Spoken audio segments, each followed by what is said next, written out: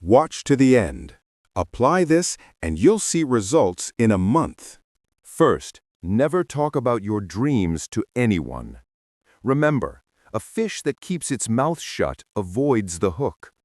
Most people don't understand what it really takes to chase a dream. Talking about your dream is risky because without meaning to, you can feed other people's doubts, or worse, they'll put their doubts onto you. Words don't build anything. No matter how many times you say something, if you only talk about what you'll do without starting to do it, you're just feeding your ego. People who talk a lot and never act are more common than you think. Most of the time, sharing what you want is a way to get validation, but that's the first step toward mediocrity. The world doesn't need to know what you're doing until they see it done. If you talk too much about what you will achieve, you'll lose the spark that gives you the energy to do it. It's not about being quiet so others don't ruin it for you. It's about protecting your own energy. You don't need anyone's approval or validation to do something. The people who will truly support you are the ones who see you act, not the ones who only hear you talk. Second, never get too involved in other people's problems.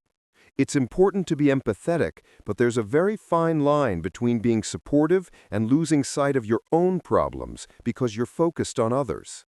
If you start absorbing everyone's suffering around you, you will empty yourself.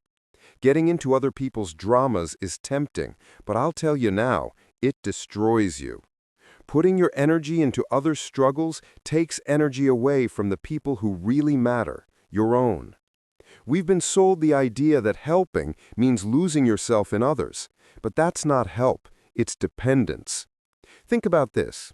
People feel comfortable dragging you down to their level of desperation because it gives them control and makes them feel better while you drown in their problems. You are the one who ends up neglecting your own. It's not about being selfish, it's about understanding that you can only change what's yours, and you must help, but never above your own needs. The person who never stands on their own feet ends up dragging everyone down with them.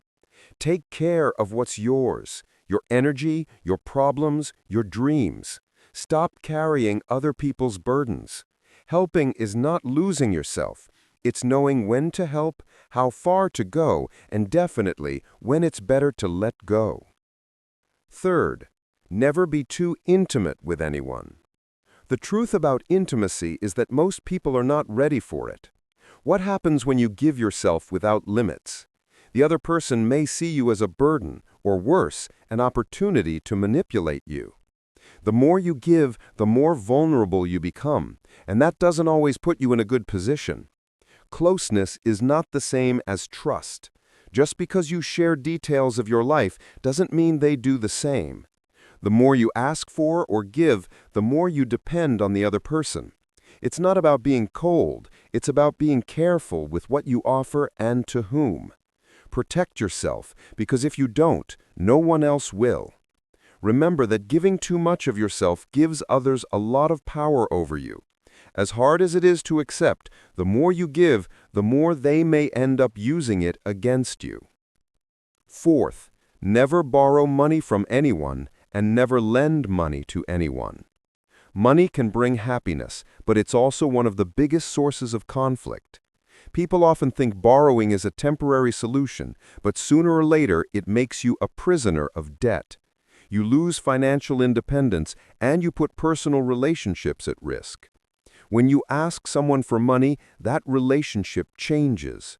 The lender starts expecting you to pay back, and if you don't, the friendship suffers. The same happens when you lend money. You may never see it again, and worse, the debt creates an emotional burden that can ruin a good relationship. Money should not interfere with personal relationships. It's much better to save and plan than to rely on others to get out of trouble. Financial stability is built with discipline and smart decisions, not with loans that tie you to others. It's easy to fall into the "I'll pay you back later" trap, but that chain ends up choking the relationship. Lending or borrowing money is never a simple transaction. It always carries emotional weight. When you borrow, you become a debt, not only financially, but emotionally. one that never fully clears. And worse, when you lend, you turn that person into a burden who will never forget what you gave. Debt doesn't disappear, it just changes form. If you don't control your relationship with money, money will control you. The value is not in what you lend, the value is in what you can build by yourself. Learn to say no. That's what preserves your peace. Fifth, never spend more than you earn. This is a mistake many people make and one of the easiest to avoid. Spending more than you earn is a recipe for financial disaster. The worst part is it's not obvious immediately. You can live a seemingly comfortable life, but if your expenses exceed your income, debts will catch up to you sooner or later. This becomes a vicious cycle that destroys lives. The trick is not just to earn money, but to manage it. The key is to live below your means. If you earn 10, spend 7. If you earn 100, spend 70. It's simple, but many people don't practice it. Learning to tell the difference between what you want and what you really need is the foundation of a healthy financial life. If you control your spending and avoid unnecessary consumption, you'll be on the right path. Financial intelligence also lets you invest in what truly matters, what will make you grow, not things that only fill a temporary void. It's not just about saving, it's about knowing how to prioritize. If you live to buy things that make you feel good for a moment, you'll soon pay a high price for that instant gratification.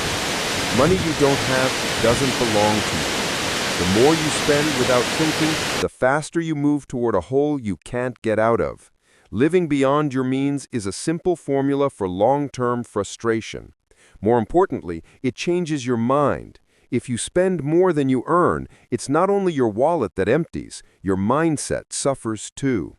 It's not about how fast you can buy something. It's about how much you can stop needing those things and focus on what really matters. Every dollar you waste brings you further from the life you truly want.